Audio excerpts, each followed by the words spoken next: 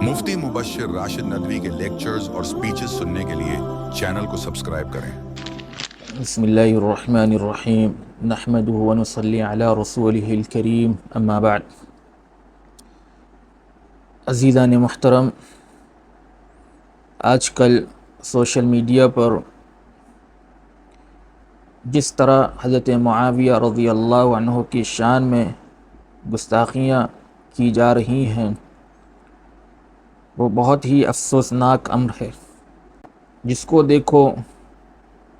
چند باتیں پڑھ کر حضرت معاویہ رضی اللہ عنہ جیسے جلیل القدر صحابی رسول پر زبان تان دراز کرنے لگتے ہیں۔ انہیں ذرا بھی شرم نہیں آتی ہے کہ وہ کس کے بارے میں زبان کھول رہے ہیں۔ چند جھوٹی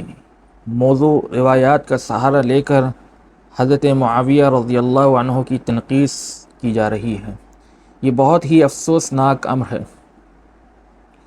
اور جس طریقے سے ایک عالم دین اس کام کو بخوبی سر انجام دے رہے ہیں، اور جس طریقے سے ان کا اسٹیٹس تھا، ایک طرف وہ اپنے آپ کو بڑا عالم کہلواتے ہیں اور دوسری جانب وہ ایسی روایتیں پیش کر رہے ہیں جو محدثین کے اصول میں بالکل بھی کھری نہیں اتر رہی ہیں، ان کے میزان پر بالکل بھی سند کے لحاظ سے درست نہیں ہو رہی ہیں، لیکن پھر بھی ان کا یہ اصرار ہے کہ یہ روایتیں درست ہیں۔ اگر محدثین کے اصول کو سامنے رکھ کر ان روایتوں کا جائزہ لیا جائے تو معلوم ہوتا ہے کہ اس میں ایک بھی روایت حضرت معاویہ رضی اللہ عنہ کی تنقیص پر کھری نہیں اترتی ہے، ایک بھی روایت، جبکہ اس کے بالمقابل صحیح روایات موجود ہیں۔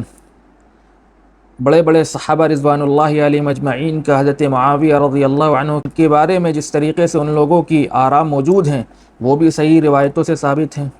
مثلا حضرت عبداللہ بن عباس رضی اللہ عنہ سے جب حضرت معاویہ کے سلسلے میں پوچھا گیا تو انہوں نے یہ فرمایا کہ حضرت معاویہ رضی اللہ عنہ تو فقیہ ہیں، اس امت کے فقیہ ہیں۔ ایک دوسرے مقام پر حضرت معاویہ رضی اللہ عنہ کے سلسلے میں فرمایا کہ خلافت کے سب سے زیادہ حقدار حضرت معاویہ ہیں۔ خلافت کو لے کر، بادشاہت کو لے کر، حکومت کو لے کر اگر کوئی اس وقت موجود ہے میرے زمانے میں تو وہ حضرت معاویہ ہیں، کیونکہ اللہ تعالیٰ نے حضرت معاویہ کو حکمت، بردباری، فہم، فراست جیسی نعمتوں سے نواز رکھا تھا۔ لیکن افسوس یہ ہوتا ہے کہ چند رافضی نما، بلکہ کہہ لیجیے کہ رافضی ہی، حضرت معاویہ کی شان میں ایسی روایتیں لے کر آتے ہیں کہ اگر ان کو کوئی ایک طالب علم حدیث کا پرکھے تو وہ فوراً ہی کہہ دے کہ یہ نہ اصول کے لحاظ سے درست ہیں، نہ یہ سند کے لحاظ سے درست ہیں، نہ یہ درایت کے لحاظ سے درست ہیں۔ کیونکہ صحابی کے بارے میں حضور نبی کریم صلی اللہ علیہ وسلم نے فرما دیا لا تسبوا اصحابی، کہ میرے صحابہ کو برا مت کہو، اور قرآن نے بھی صحابی کے بارے میں اپنا ایک واضح نظریہ پیش کر دیا ہے، رضی اللہ عنہم ورضوا عنہ۔ تو قرآن کے سامنے اگر کوئی روایت آتی ہے تو اس روایت کو دیکھا جائے گا کہ وہ روایت درایت کے لحاظ سے درست ہے کہ نہیں۔ قرآن ان کی شہادت بیان کر رہا ہے، ان کی طہارت بیان کر رہا ہے، ان کی پاکیزگی بیان کر رہا ہے، ان کا اسلام کے تئیں، حضور نبی کریم صلی اللہ علیہ وسلم کے تئیں محبت کو بیان کر رہا ہے، اور ان کے بارے میں استقامت بیان کر رہا ہے۔ اور دوسری طرف چند روایتیں ایسی ہیں جو ان کے برخلاف اظہار پیش کر رہی ہیں، ان کے برخلاف ایسی باتیں پیش کر رہی ہیں جو نہ قرآن کے موافق ہیں، نہ حضور نبی کریم صلی اللہ علیہ وسلم کے طرز کے موافق ہے۔ کیونکہ حضور نبی کریم صلی اللہ علیہ وسلم نے اپنے اصحاب کی جس طرح تربیت کی، ان سے اس طریقے کی حرکت سرزد ہو جانا یہ بہت بعید ہے۔ حضرت معاویہ کے بارے میں جس طریقے سے کہا جا رہا ہے کہ ان معاویہ فرعون هذه الامہ،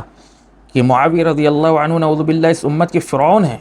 اگر اس روایت کا جائزہ لیا جائے تو معلوم ہوتا ہے کہ یہ روایت نہ اصول کے لحاظ سے درست ہے، نہ سند کے لحاظ سے درست ہے، اور نہ ہی درایت کے لحاظ سے درست ہے۔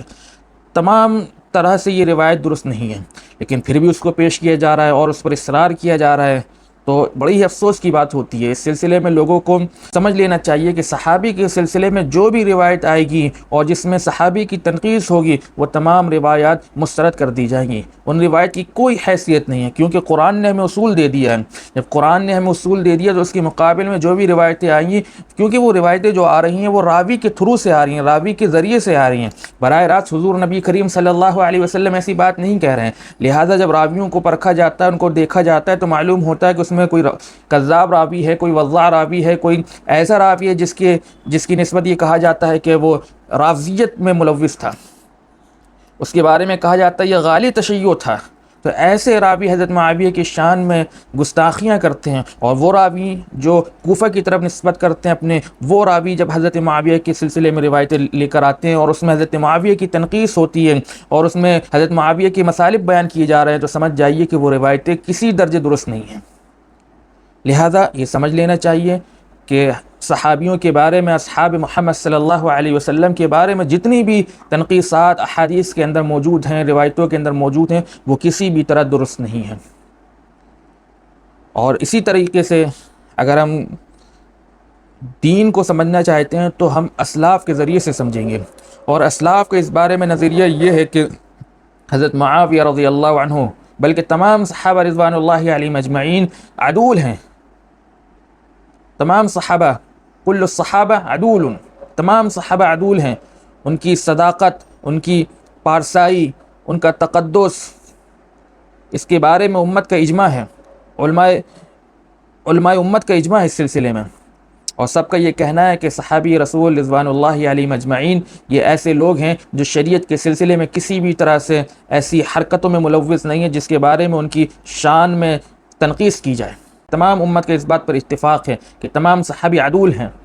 البتہ صحابی سے غلطیاں ہو سکتی ہیں، لیکن اس کا یہ مطلب نہیں ہے بازار گرم کیا جائے، اس کو لے کر لوگوں کے تاثرات خراب کیے جائیں، لوگوں کے ذہنوں میں صحابیوں کے خلاف، حضور نبی کریم صلی اللہ علیہ وسلم کی تربیت یافتہ صحابہ کے خلاف اس طریقے کی نازیبہ الفاظ استعمال کیے جائیں جو ان کی شان کے خلاف ہیں۔ ایک واقعہ جو حضرت امام احمد رحمہ اللہ سے ثابت ہے، جس کو امام خلال رحمہ اللہ نے اپنی کتاب السنہ کے اندر نقل فرمایا ہے۔ انہوں نے کہا ہے کہ ایک شخص امام احمد بن حنبل رحمہ اللہ کے پاس آتا ہے اور پوچھتا ہے کہ میرے ماموں حضرت معاویہ رضی اللہ عنہ کی تنقیص کرتے ہیں اور کبھی کبھی میں ان کے ساتھ کھانا بھی کھا لیتا ہوں۔ تو امام احمد رحمہ اللہ نے فرمایا لا تأکل معه، تم ان کے ساتھ کھانا ہرگز مت کھاؤ۔ تو معلوم یہ ہوا کہ صحابی کے بارے میں جو شخص تنقیص کرتا ہے ان کے ساتھ روابط بھی نہ رکھے جائیں، ان کے ساتھ کھانا بھی نہیں کھایا جائے۔ حضرت امام احمد بن حنبل کا جو اسٹیٹس ہے، ان کا جو مقام ہے، ان سے ایسی ہی بات نکل سکتی تھی کہ انہوں نے بالکل براہ راست اور غصے کے انداز میں فرمایا لا تأکل معه، کہ ایسے شخص کے ساتھ بالکل بھی رواداری نہ رکھی جائے، ایسے شخص کے ساتھ بالکل بھی کھانا تناول نہ کیا جائے۔ اور اسی طریقے سے جو یہ دم بھرتے ہیں کہ ہمارے شیخ امام محدث کبیر شیخ عبد الفتاح ابو غدہ رحمہ اللہ نے خود یہ بات صراحت کے ساتھ فرمائی ہے کہ صحابہ رضوان اللہ علیہم اجمعین کے خلاف سب و ستم نہ کیا جائے، ان کے بارے میں کف لسان اختیار کیا جائے، اگر ان کے بارے میں کوئی ایسی بات آتی ہے تو اچھے انداز میں تعویل کی جائے اور ان کے بارے میں اچھا گمان رکھا جائے۔ یہ شیخ عبد الفتاح ابو غدہ رحمہ اللہ نے العقیدۃ الاسلامیہ اپنی کتاب کے اندر یہ صراحت کے ساتھ یہ بات بیان فرمائی ہے۔ لہذا صحابہ کے سلسلے میں اپنی زبانوں کو تھام لینا چاہیے لوگوں کو، اور انہیں یہ لگتا ہے کہ روایت آئی ہے تو وہ سمجھ لیں کہ ایک بھی روایت پائے ثبوت کو نہیں پہنچتی ہے کہ جو صحابی کے خلاف ہوں۔ طبری کی اگر اٹھائیں تو طبری کے اندر جتنی بھی صحابی سے متعلق روایات موجود ہیں وہ تمام کی تمام روایات مخنف کے واسطے سے آتی ہیں، ابو مخنف کے واسطے سے آتی ہیں، اور ابو مخنف کے بارے میں سب کا یہ اتفاق ہے وہ کذاب راوی ہے۔ تو اسی طریقے سے اور بھی دیگر کتب کے اندر موجود ہیں، تو وہ تمام کتابوں کے اندر جو روایتیں آتی ہیں جس میں صریح تنقیص نظر آتی ہے تو وہ روایتیں ایسی ہیں کہ اس پر بالکل بھی کان نہ دھرے جائیں، اور وہ روایتیں محدثین کے اصول کے مطابق بالکل بھی کھری نہیں اترتی۔ لہذا ہمیں صحابہ کے سلسلے میں اچھا گمان رکھنا چاہیے۔ بس یہ باتیں تھیں جو آپ کے سامنے عرض کرنی تھی۔ اللہ سے دعا ہے کہ اللہ تعالیٰ میں کہنے سے زیادہ عمل کی توفیق عطا فرمائے۔ وآخر دعوانا ان الحمد للہ رب العالمین۔